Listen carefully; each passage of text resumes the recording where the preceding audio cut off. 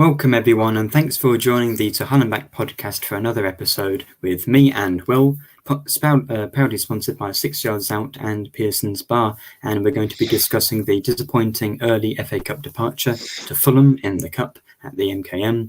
We're looking ahead to another big match in Hull against Huddersfield, and then we're going to be covering all of the various transfer gossip as we are well into January. So, Will, how are you doing this evening?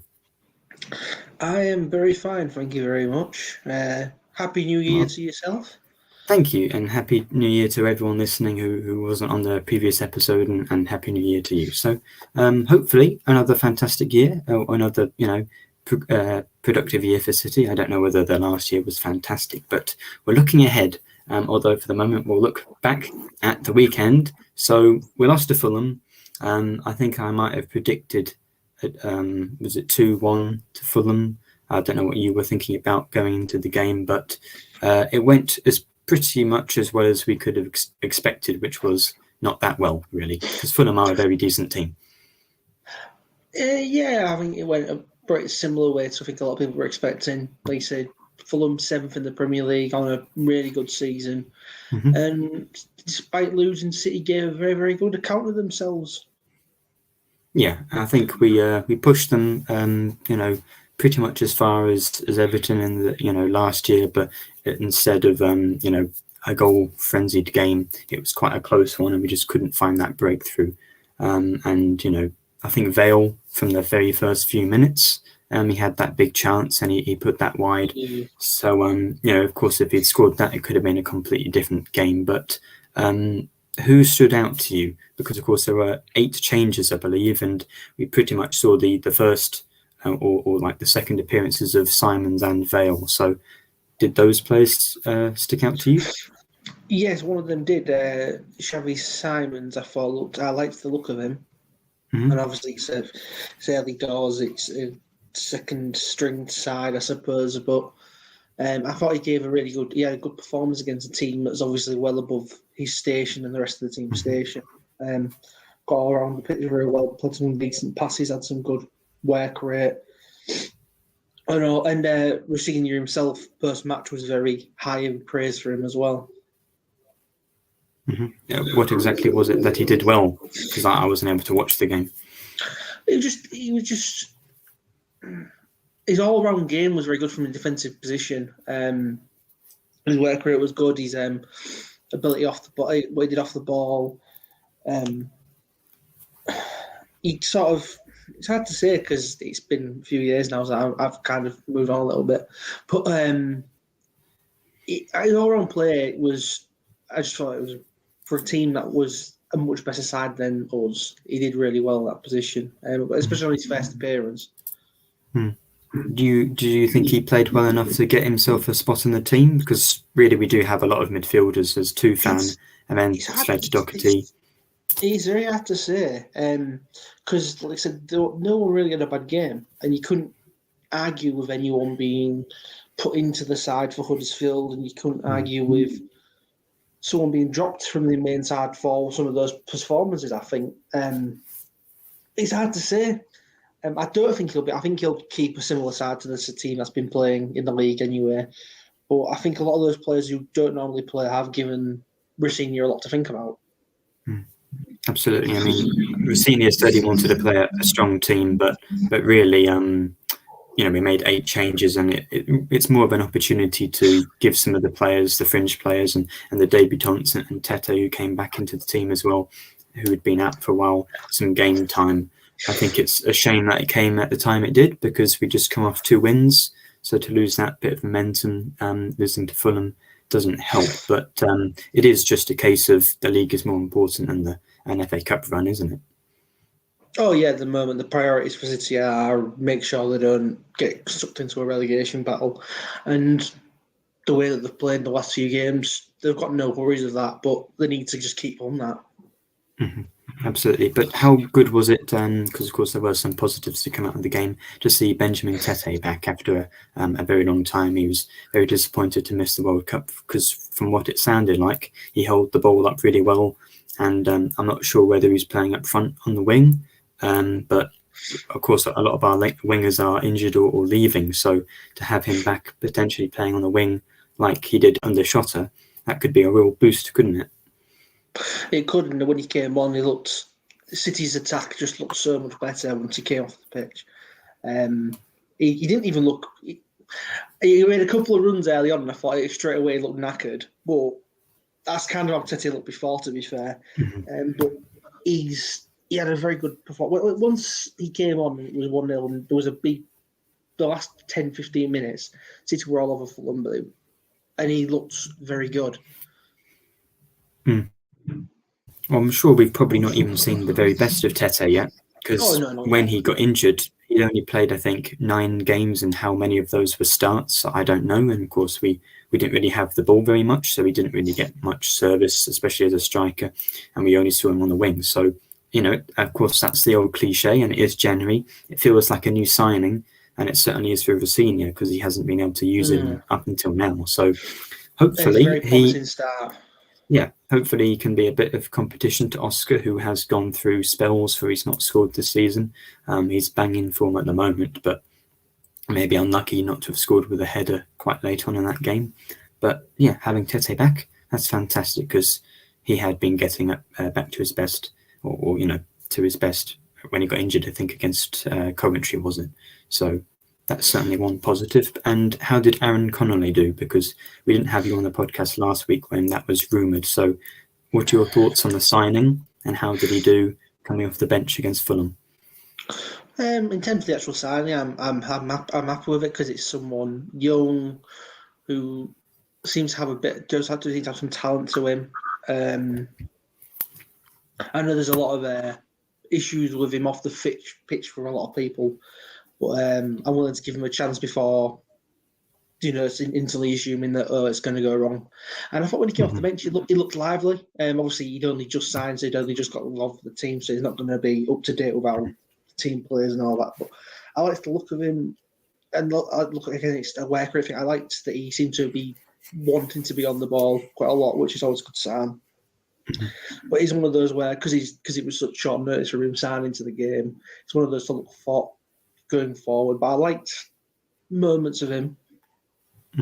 Yeah, I mean, I think he could be a player that could play on the wing for us, which is important. We do like those players. I think it's more likely that he'll be playing out the wide.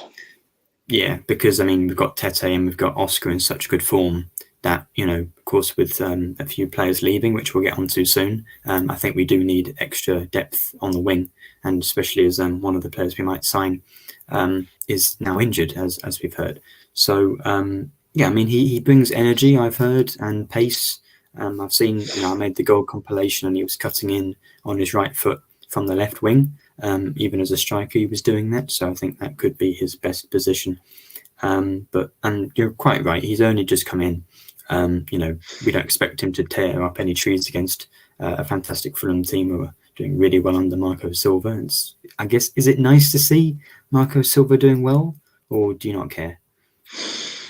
A bit of both. I mean, it's nice to think I kind of like him as a manager, but I don't care because it's not with Hull City. Yeah, it's a shame. It's one of those missed opportunities we had, because we could have had had him in the summer. If he'd joined us earlier than when he did, we'd have probably stayed up that season. But swings and roundabouts. Mm-hmm. But I guess it's just what could have been, and he is doing very well at Fulham. But that makes it all the more difficult for Connolly to come in and perform against them. Of course, I think he has been injured for a long time.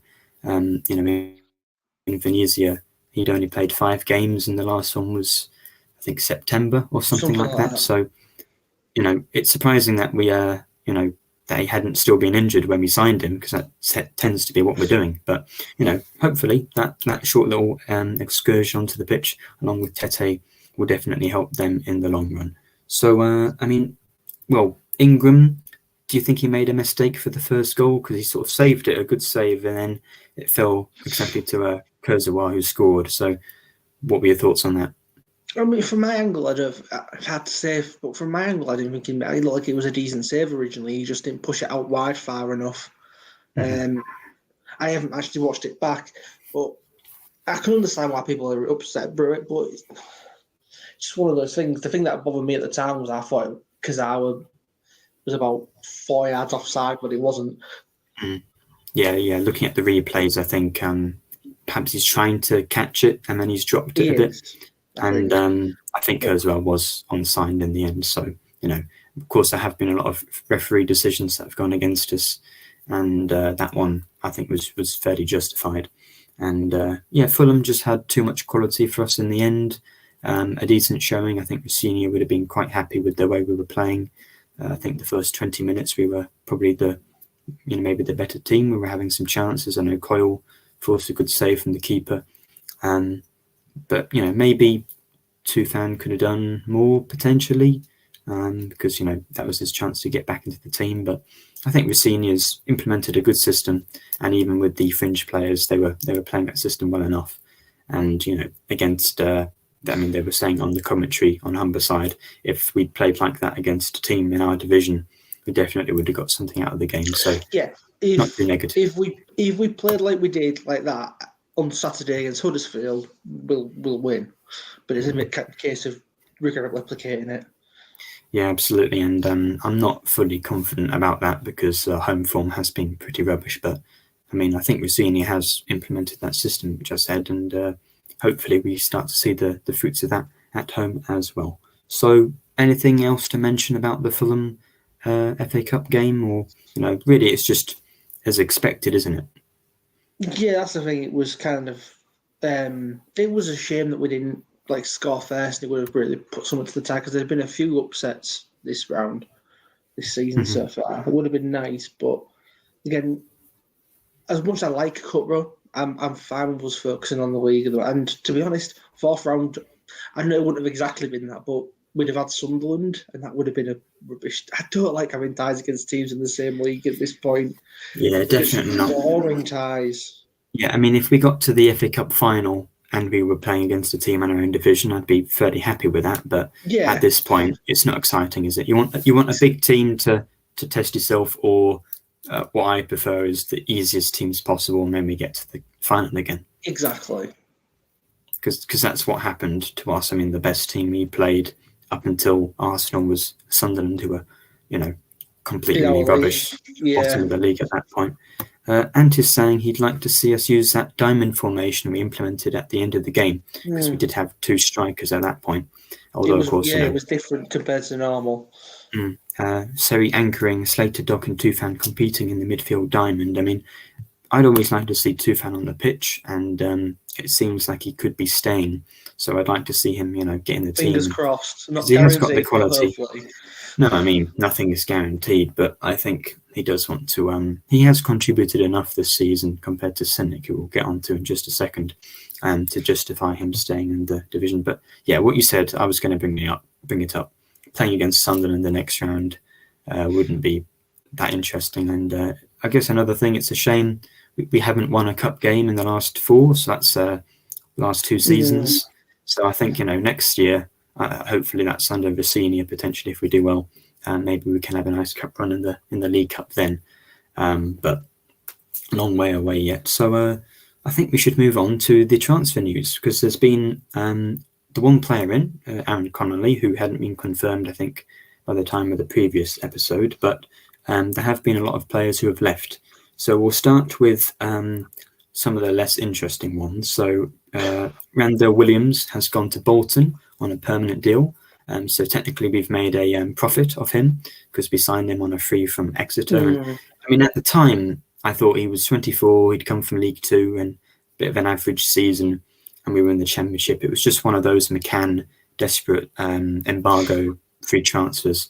And, he's played pretty well for us when he has played. I was going to say, I liked Randall Williams, but I liked him whenever he came off the pitch, but he never really had a run of games to properly show what he could do either. And I have a feeling a lot of the managers who had him didn't fancy him as a starter. And he maybe isn't Championship quality, but I think in League One he's a very good person to have. Yeah, I think probably League One is where he had gone when he left Exeter, because he had a very good season before we signed him. So I think League One and Bolton, where we've had a few players we wanted to sign back in the League One days. He's joined with them. I think Dion Charles we've been linked with lots, so he's gone there. But I guess the reason why he never played is because maybe he didn't have that run of games, but of course managers probably didn't think that he was good enough to have that run of games. So it's a shame that didn't work out, but the club's done well with that. He's not been here too long. It's just a year and a half, isn't it? And then we've made a profit. Probably not a very big fee, but good luck to him at Bolton. A decent player.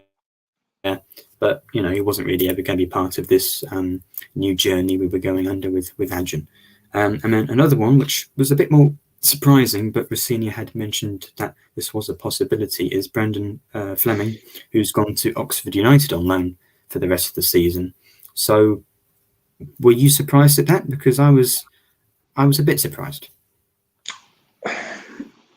A bit of both. I know it is a surprise because he was such a good player for us, but he hasn't played very often at all for us for a while.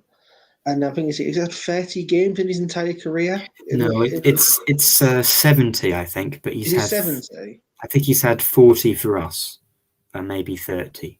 And he has his debut, I think, was at the Doncaster game 5 years ago or 6 years ago. So for his age, not made the appearances you'd expect it's not to great. At this point. Yeah. I mean, you can put a bit of it down to injury, to be fair. But I'm glad with him going out if it means he gets regular game time and allows him to improve his game by game. I think in League One, I think that's a good position for him because I think he's very good. He's too good for League One, personally.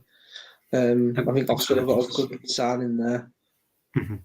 Yeah, I mean, well, he would have been our first choice left back in League One, I assume, or certainly would have challenged Elder, but I believe he was injured for that pretty much the entire season, wasn't he? Pretty much. And then last year he was injured for the first half.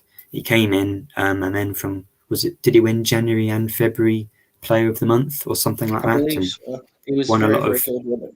He was in Team of the Week 3 or 4 times in that run. I mean, I remember at Peterborough against Grant McCann, he had a fantastic game and got, I think, 2 assists. So, we've not seen him up to that standard this year.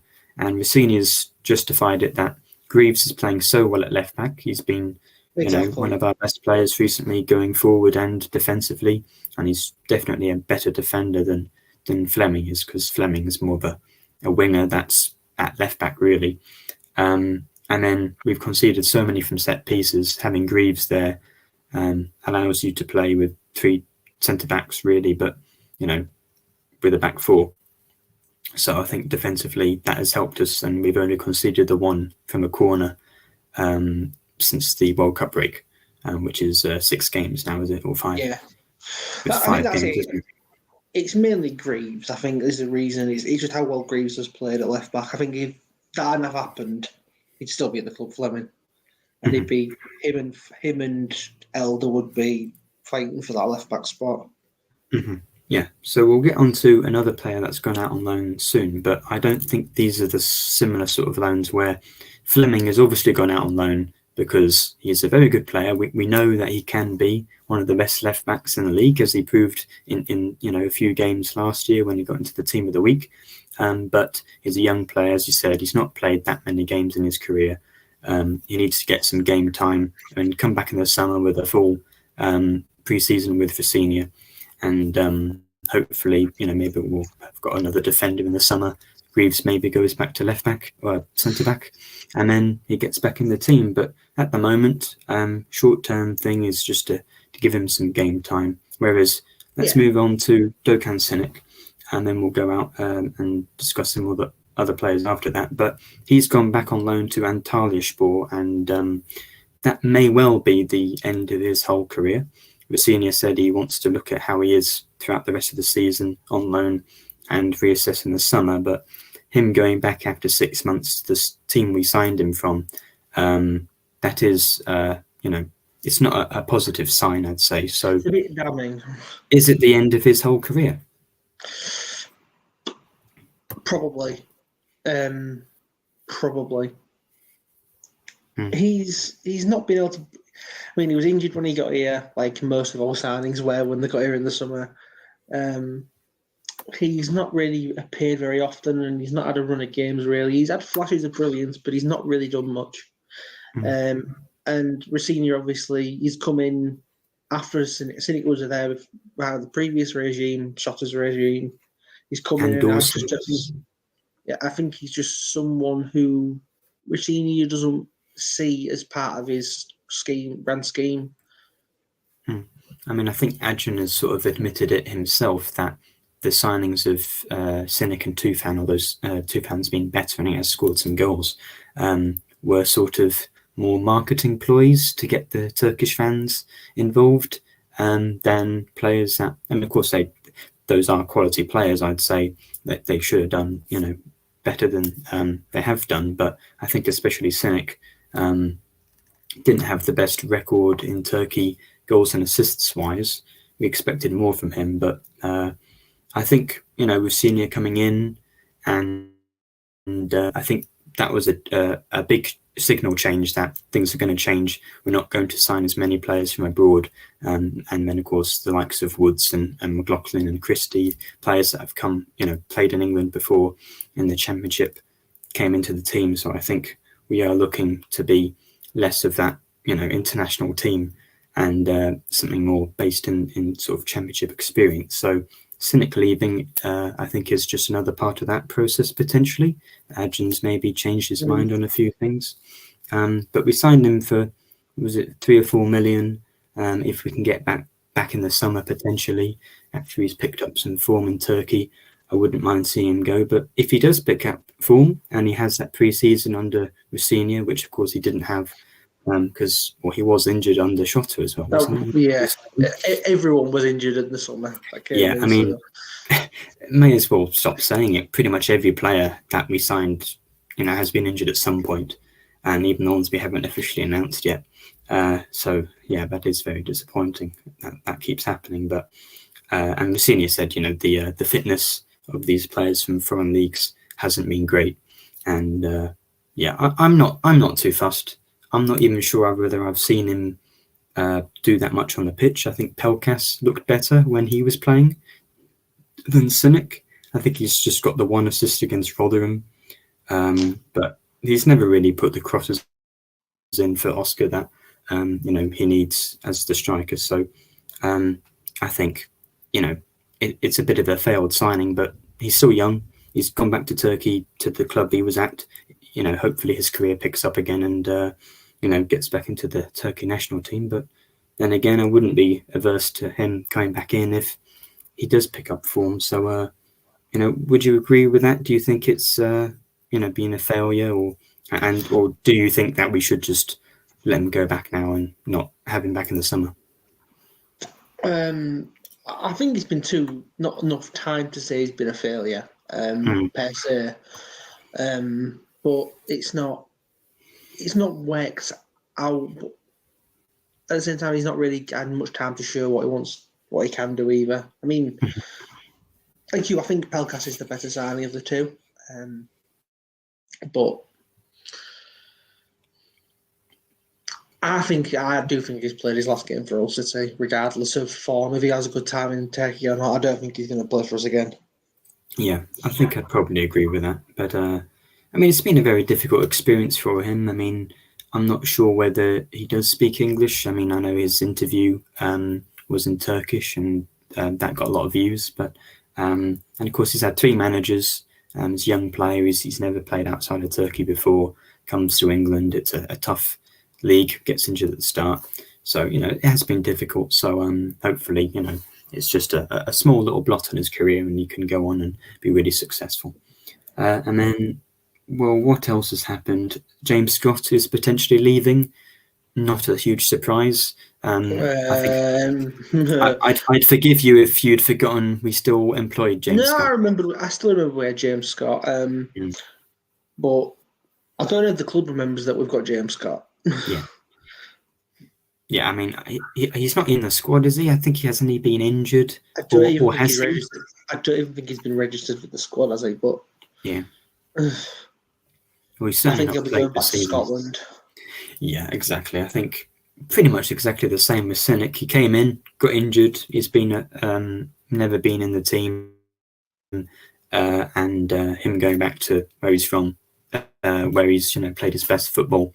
That's the best for him. So good luck to him. He's still very young as well, but pretty much exactly the same sort of story as Doak and Cynic. So good luck to both of them when James Scott does leave. And if he doesn't, I think that'd be really bad. He needs to go and play football somewhere, and that's probably going to be Scotland, maybe Motherwell, or maybe Hibs will want him back. And then, yep, as this commenter is saying, we've been linked to a random Peru midfielder in Yuri Chelly. So this one came out of left field, and Rossinia has actually confirmed that this is happening, although it's not one of his signings. This is a long-term project, because we're apparently going to sign him in a few days' time. He's currently at Minucci, which is one of the bigger teams in Peru, and he's a 20-year-old, only the one cap for Peru. But the thing is, we're going to sign him. He's going to be loaned straight back to not the team he's at the moment, but someone else in Peru, I believe, or in South America. And the thing is that he needs to get more caps for Peru. Then he can obtain a visa. Exactly, a visa, and then he can come and play for us in like a year or two. So this is definitely a long-term thing. Looking at his stats for an attacking midfielder, it's not really great, but he's a goal scorer. He's played a fair few games for his age. He's 3 years younger than Fleming, and he's played more games than him. And allegedly, he's one of Peru's top talents. So gets more caps for Peru, and then he'll be playing for us and shooting us up to the Premier League in a few years' time, or maybe helping us when we're there. But I think this is one we're probably going to forget about, and then he's going to play for us in the Carabao Cup in like 2 years or something ridiculous like that. Yeah, I have nothing. Yeah, I have nothing for this because I just don't have a clue who it is. Well, exactly. I mean, apparently he's confident / arrogant and good on the ball. That's. But I'll be covering or looking at the Peru league more than I thought I would be this year. But yeah, Rossinia said that this isn't necessarily a signing he wants to make.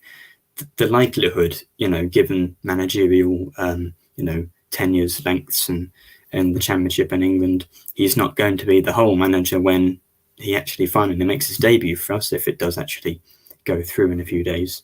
By then Rossinia will have been made the England manager, so...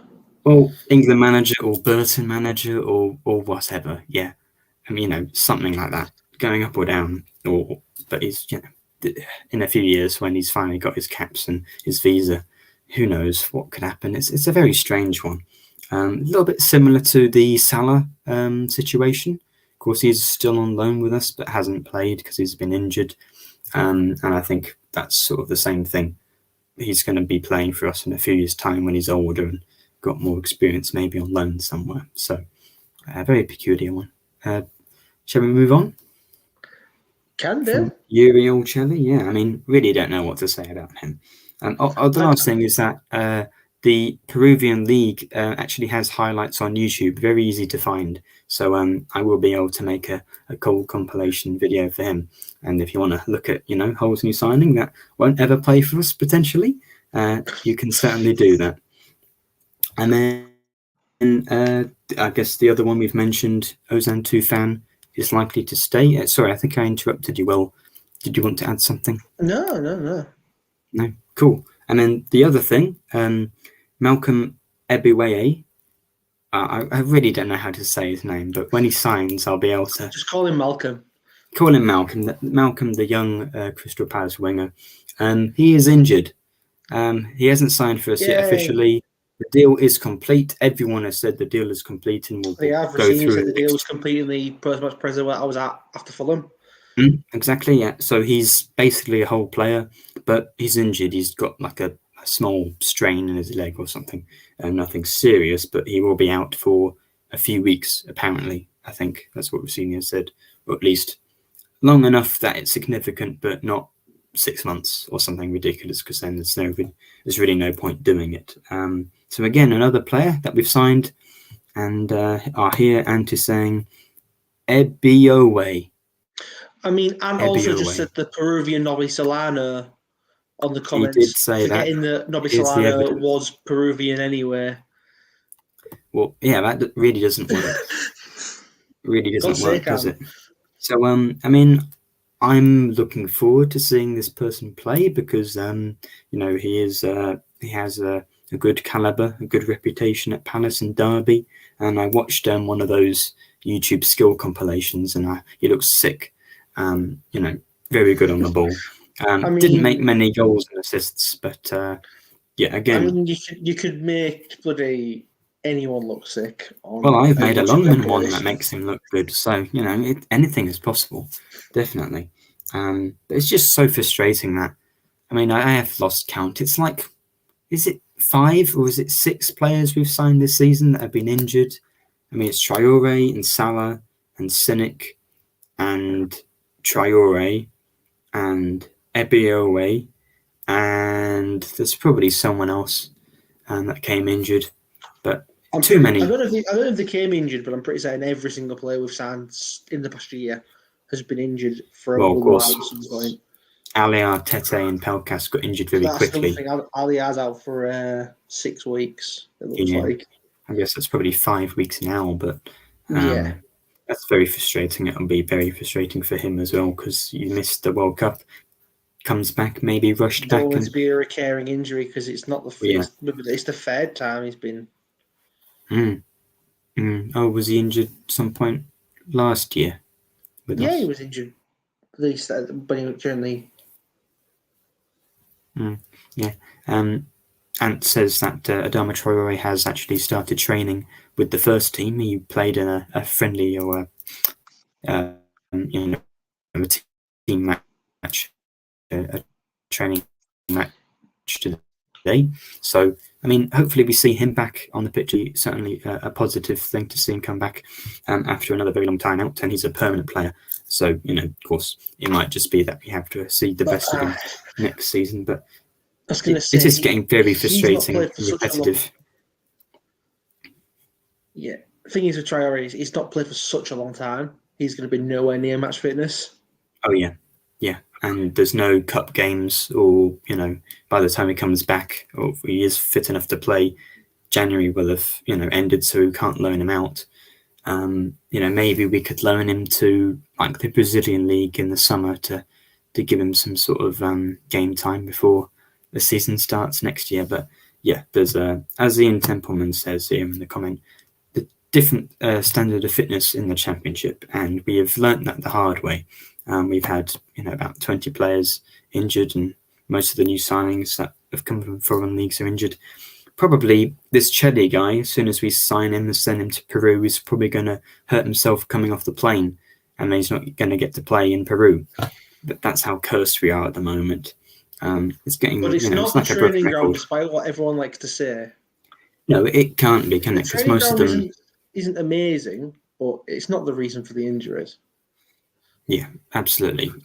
But I think we are cursed. It's very likely if Adrian gets his way, Cottingham won't be the training ground for much longer because he wants to move the training facilities to the MKM anyway. I think that would be a positive move, wouldn't it? I don't know how long that would take to instigate. That'd be long term if that was going to happen.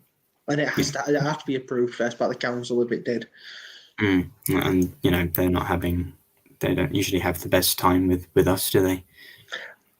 Yeah, well, you say that's when you treat them without respect. They might not retreat you with respect, but we'll just leave that there. Fair enough. Well, shall we move on away from loan signings and injuries to something more concrete, perhaps the Huddersfield match on Saturday? We're going to smash it, lads. Well, I sure hope so. I mean, isn't it one win in? Saying that. Is it 1 win in 10 in league games and 1 win in 11 in whole competitions that we've only had at home? So we're definitely due a win. Rossini's not had one. Against Huddersfield is shocking as well. Of course, the last time we beat them was 7.5 years ago now. Was it? It was the first game of the promotion season in the Bruce with Akpom and Lucas, wasn't it? We beat them 2-0. yeah, And so it kicked off at the end of the game, and I think it was Alex Bruce got sent off after the game. I remember oh, he kicked off big style. wasn't that when we played them a few years before? I can't remember Well, the last time one against them was. I'm guessing it was that game. well, mind you, the last two times we've beaten Huddersfield at the MKM in the league has been a 2-0 game where, so I think the one you're thinking of is a different 2-0 that we beat Huddersfield. But yeah, so maybe it'll kick off again. But hopefully it's Huddersfield kicking off because they've lost another game away from home. They are the worst away team in the division. And before the previous league game where they won at Preston, they'd only won the one match. So really, of course, we're all discussing a potential playoff push, and a win would definitely push us into the middle of the league. But if we're not winning these sorts of games, you can't rely on away form to get you up the league. You need to be good at home. So I've got written here, Huddersfield, is it a must-win game? Or it's just sort of a game you need to win, really, to get into the playoffs? I don't think we have to win it, but it's weird. I think we do need to win it because of the home form, but I don't think it's vital that we need to win it in terms of the table. You get what I mean? Yeah. It's more important to win to get a win at home than it is to win to get up the table, if you know what I mean. That's what the crux of it is. Yeah, it's a psychological thing, isn't it? They really need to be playing well at the MKM. And I mean, I'm surprised why, because... To be fair, they have been playing well at the MKM since Rosie came in. Yeah. It's just they haven't been able to take that extra step. I mean, I think Reading, they sat off a lot, and we had the ball an awful lot. And then, of course, Blackpool and Sunderland, they had the 10 men, and it's always difficult to break down a team defending so much. And I don't expect Huddersfield to be that attacking either, so it could be another difficult game like those other ones. That's the thing. We haven't won, that's true, but we also, outside of that last-minute bullshit winner from Reading, haven't lost either for a while at home. I don't remember who scored the own goal that time. I don't think anyone remembers. Not going to talk about that. Some English twat who played for Portsmouth at one point. Can't remember though.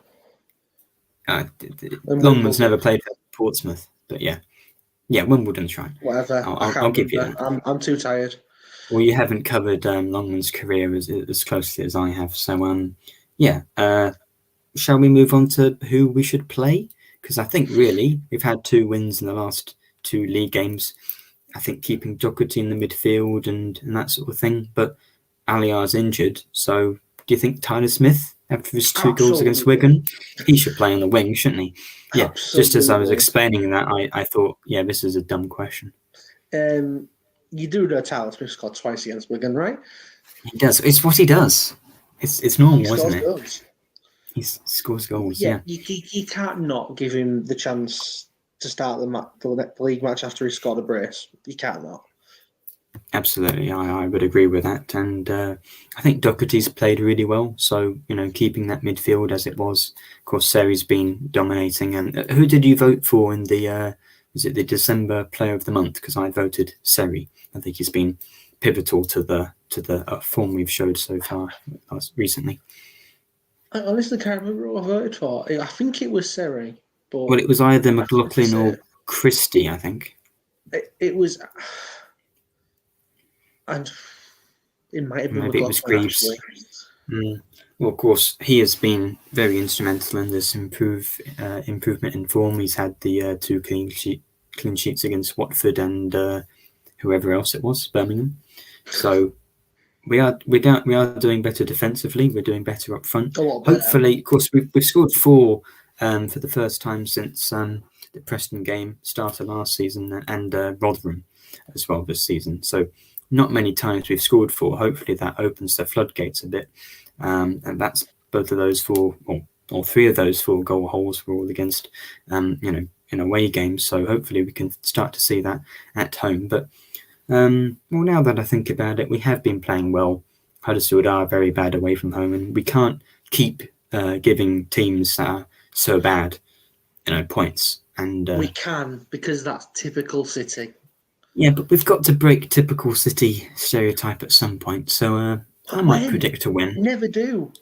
Yeah, but I just feel like we're in good form, and Oscar's going to get a goal, and maybe Tyler Smith as well. So I'm not too confident, but I think we've had so many games where we are due a win at home, definitely with the way we've been playing. So but then I'm not confident we'll keep a clean sheet. We still haven't got a home clean sheet this season, so I might go a 2-1 win. What about you, Will? Because it's such a popular scoreline now. Because it's such a popular scoreline in this between the two teams, I was going to say 2-0 to Hull City. Yeah, that's what Tom on the preview suggested. But for the for Huddersfield to win, I don't see us losing. I think if it's going to be anything, we might just fail to break another team down. I remember going 1-1 maybe. into the Huddersfield game away from home. I remember going there. We all went there. All of us on the pod went there. And I think most people probably thought, oh, they're near the bottom. They're rubbish. We had Dawson in at that point. We'll win. And then we put out maybe, I don't know if it was the worst we've played all season, but it was up there. Yeah, it was pretty grim, wasn't it? I mean, again, I don't think Longman missed a big chance in that game, did he? I certainly don't remember that. To be honest, I've wiped that game from my mind, so I couldn't tell you if he did or not. To be honest, good thinking. I might go a 2-1 win, Oscar and Longman to score, because he was very cruelly robbed of the goal against Birmingham. Maybe he was an inch offside, but if I was the linesman, I would have let that one stand. Having that one. Yeah. So hopefully he can get a goal at home, and we can start 2-0. Oscar and Greaves, because he's a goal machine now. Well, he is. He scored 3 goals this season, and there's no point betting on him to score anymore because the odds have been slashed. Yeah, that's a shame. It's we'll miss that. You're gonna have to start betting on McLaughlin to score now. Well, yeah, because he's the only defender we've got that hasn't scored. That we've had a while. Because Jones got one eventually last year, didn't he? Last season. And then Burke, he scored a fair few for us. So it'd be nice for McLaughlin to get on the end of one, but he doesn't seem to get on the end of chances as much as Greaves. So, but I guess one will drop to him eventually. So, yeah, we've both gone City wins. I think you're more confident than I am. Which means we'll lose. We may well lose. Ethan's saying that a potential banana skin on Saturday. We need more people contributing to Oscar because 10 goals. If he has a bad performance, we're not going to score. And then, well, hopefully that isn't the case. Hopefully Tyler Smith will start contributing, and I think he probably will play on the wing. I guess the only other thing I want to mention is, Cynic leaving, Williams has gone, and Aliyar's injured, and, that's not exactly ideal for us, but it means Longman is pretty much guaranteed to start unless we change the system. So for me, that's definitely a positive, and I think it's been a little bit too long since he has scored, so he really does need to start performing better. With this run of games he's going to have, otherwise I'm going to have people on my back. So Longman and Oscar win. They'll score and we'll win 2-1 on Saturday, hopefully. So thanks very much for joining me, Will. And Happy New Year again to everyone. Thank you very much for listening and commenting. And we'll be back hopefully after Hull's first win at home in a very long time and the first under Rossini. So thanks again. It certainly wouldn't be bad. On that note, we'll end the show. So thank you very much. And we'll see you next time. See you.